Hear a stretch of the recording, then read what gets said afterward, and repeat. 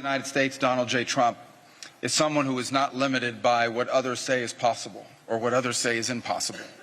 He's not limited by some of the things that have happened in the past, and he's willing to talk to or engage with anyone in the interest of peace, always putting the American people and our national security first, but understanding that in the world that we share with so many others, peace is paramount to all of us.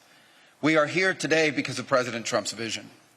If we go back just a few months ago, people thought what was happening in Gaza was impossible to solve.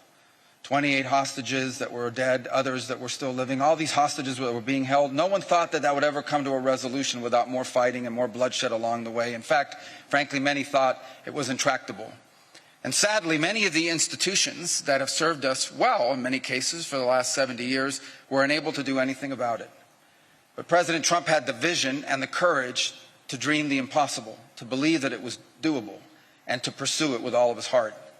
And he was in that capacity assisted by an extraordinary team, and I think both Jared and Steve deserve a tremendous amount of credit. Jared Kushner and Steve Woodcock for all the work they put in. And all of our partners here today. And now we have this Board of Peace, who I believe's possibilities are endless. Obviously with a focus first and foremost on making sure that this peace deal in Gaza becomes enduring. And I know this president has it as his highest priority and will give it everything he has to make sure that this is successful. I also want to acknowledge the extraordinary leaders that are here today. This is not just a board of peace, this is a board of action. Just like President Trump is a president of action. A lot of times people like to give speeches. I've been to many of these forums, and they're not useless, and they're not, they have utility in many cases. But oftentimes in international affairs, we often find ourselves at events where people are reading these scripted statements, these strongly worded letters that they put out, but no action, nothing happens. This is a group of leaders that are about action. And the President of the United States is a president of action, of getting things done.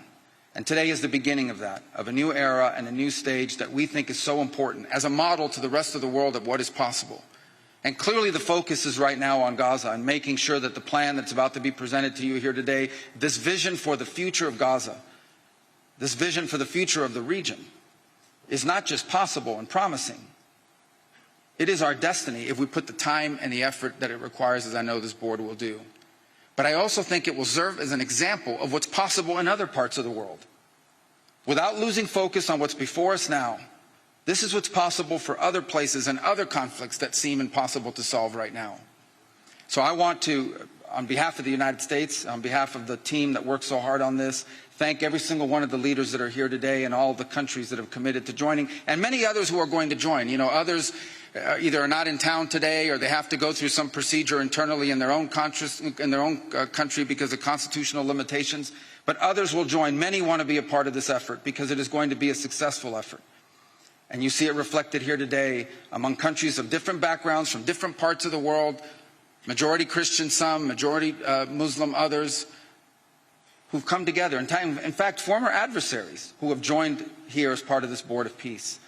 And all was possible, and I want to acknowledge this again, because of the vision and the drive of the President of the United States. So thank you all for joining us here today. We appreciate it very much.